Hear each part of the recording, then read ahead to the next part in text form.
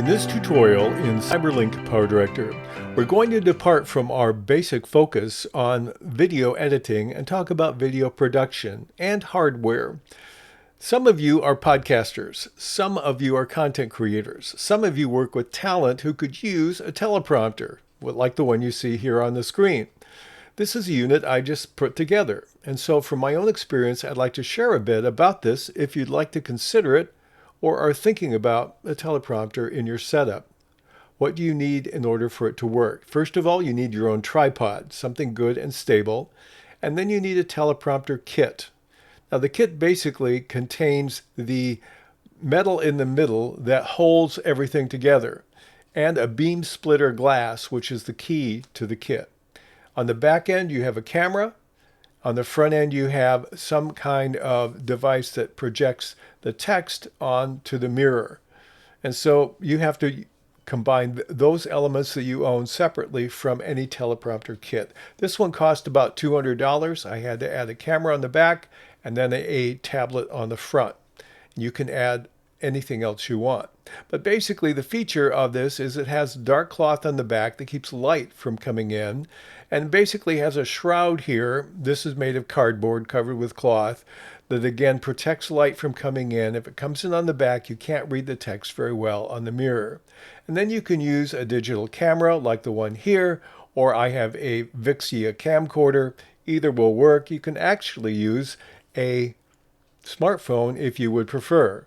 But for best results, I would recommend using a camera that can record movies or a true video camera. And then you have the mounting plate that you hook to the tripod. You put your camera in the back, and we'll turn it around so you can see what you see at the front. So on the front, it projects the image from either a smartphone or a tablet onto that glass. Now when you take it out and look at it, it's backwards. Well, it has to be in order to look right. So if you want to edit it, what you need to do is you need to reverse it so you can see the words in the right order. This is called a horizontal shift. And so now I can edit it in this mode and turn around and put it back from a horizontal mirror focus, and then I can read it when I'm actually going to use it. So you do need a piece of software. You can get simple stuff that's free. We'll talk about that in a moment. But this is the basics of what you have. Software, something to project the image, something to record the image, and the kit all sitting on a tripod. And so when you have your camera running, you can start your prompter, and it will make the text flow at a pre-designated speed.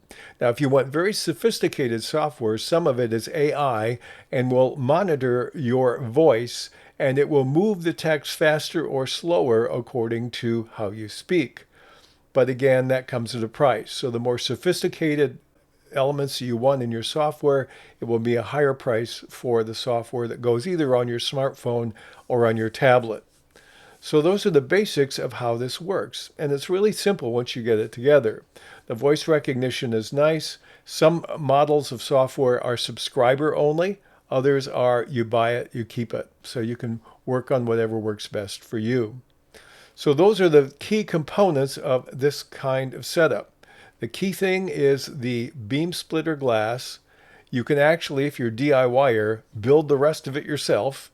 Find a tablet or smartphone and have a recording device on the other end. Get some cloth to keep the light out, and do whatever you want to create your own teleprompter. It's not all that complicated.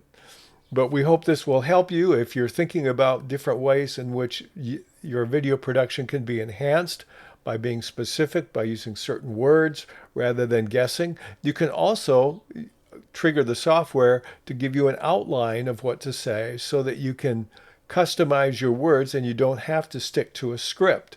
So that's another option you might consider in video production. We hope you found this helpful. It's been fun learning about this. I hope to do a lot more with it in the future of my own projects here at the Sharper Turtle. Thanks for watching.